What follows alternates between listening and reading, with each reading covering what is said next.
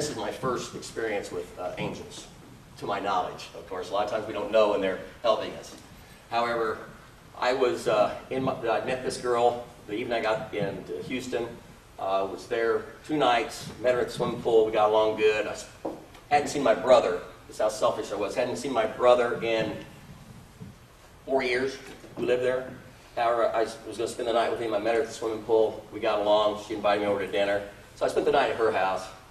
You know, we partied, had sex. The next day I got up, went to my other brother's job where he was going to work, and just blew my brother off. And that's how sick I was, all right? I was very, very sick. And the reason I mention this to you is I just want you to know you can never give up on people that are in your lives that are addicts of any type, whether it be gambling, overeating, drugs, sex, what have you.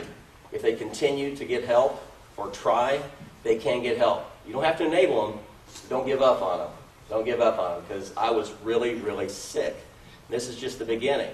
So make a long story short about that. I don't want to make it about all drug use. I go off to work for 2 weeks in College Station, Texas. It's Memorial Weekend, which is my birthday weekend also.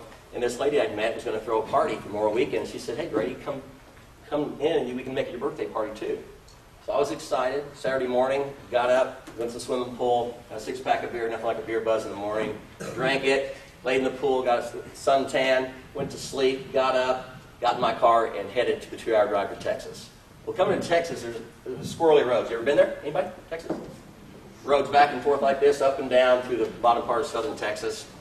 And I've been driving for about 40 minutes. I was driving a 1976 Buick LeSabre, and it had 2 doors and no shoulder belts back then. I don't know if everybody remembers those.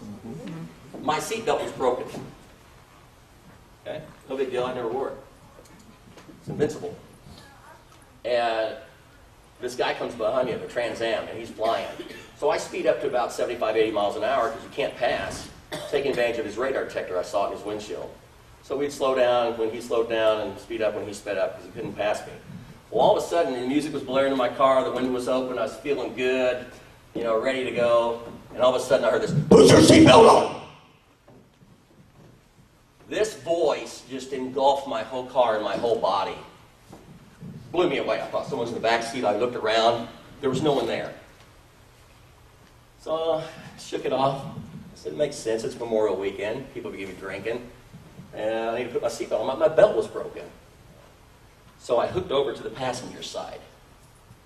Now, who would do that? Okay.